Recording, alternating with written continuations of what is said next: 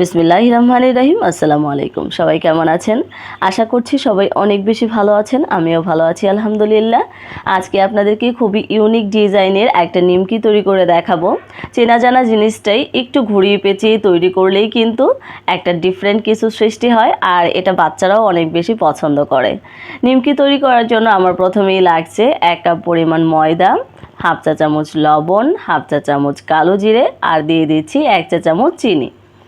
যদি নোনতা ভাবটা একটু বেশি চান, যে নোনতা নোনতা ভাবটাই আপনি চাচ্ছেন নিমকিতে, তাহলে সেক্ষেত্রে লবণটা একটু বাড়িয়ে দেবেন, চিনিটা একটু কমিয়ে দেবেন। এখন সবগুলো একসাথে মিক্সড করে নেওয়ার পর আমি এখানে দিয়ে দিচ্ছি 1 টেবিল চামচ পরিমাণ রান্নার তেল।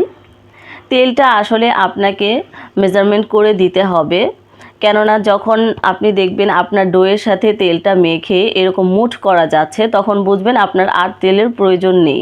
আর যদি এরকম মুঠ করলে দলাটা কিছুক্ষণ না থাকে, তাহলে আপনাকে আরও অল্প একটু তেল দিতে হবে।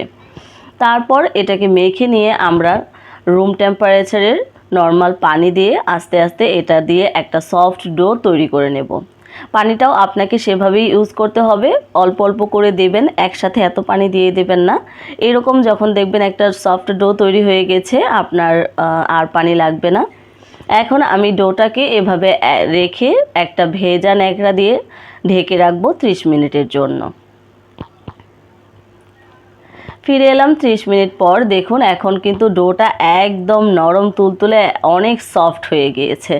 এই প্রসেসটা যদি ফলো করেন তাহলে আপনার নিমকিগুলো অনেক বেশি ফুলবে আর অনেক বেশি ক্রিস্পি থাকবে।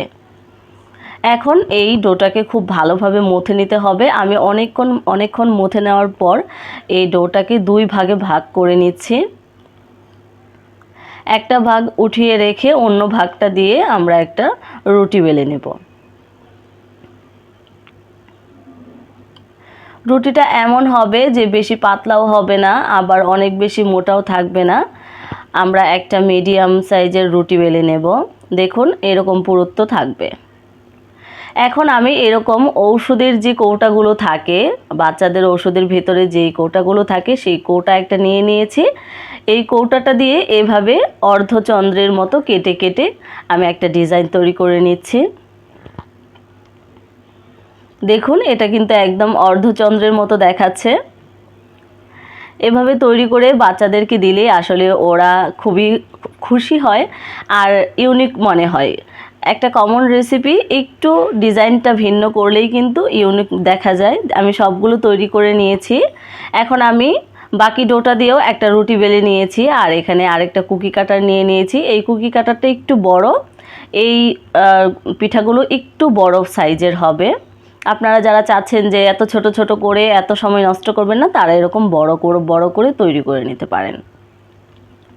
এখন চলে যাচ্ছি ভাজার জন্য। এই জন্য আমি আগে থেকেই একটি প্যানে তেল গরম করে রেখেছি, আর এখন গরম তেলের মধ্যে নিমকিগুলো দিয়ে দিচ্ছি। দেখুন নিমকিগুলো দেওয়ার সাথে সাথেই কিন্তু এগুলো ফুলে উপরে উঠে আসছে। আপনি যদি সম্পূর্ণ প্রসেসটা ফলো করেন তাহলে আপনার নিমকিগুলোও এরকম তেলে দেওয়ার সাথে সাথেই ফুলে উঠে চলে আসবে। আমরা একটু বাদামি করে ভেজে নেব। দেখুন আমি এখন উঠিয়ে নেব, এর চেয়ে বেশি ভাজবো না। নিমকিগুলো এরকম কালার চলে আসলে আমরা সবগুলো নিমকি উঠিয়ে নেব।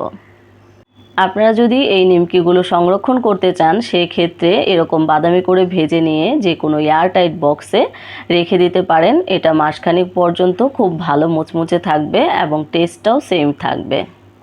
আমার আজকের রেসিপিটা যদি আপনাদের কাছে ভালো লাগে আর এরকম মজার মজার রেসিপি আরও দেখতে চান, তাহলে আমার চ্যানেলটি সাবস্ক্রাইব করে রাখতে পারেন। আর ফেসবুক পেজ থেকে দেখে থাকলে অবশ্যই পেজটি ফলো দিয়ে রাখবেন। আজকে আর কথা বাড়াবো না, দেখা হবে নতুন কোনো রেসিপিতে। সেই পর্যন্ত সবাই ভালো থাকবেন, সুস্থ থাকবেন। আল্লাহ হাফেজ।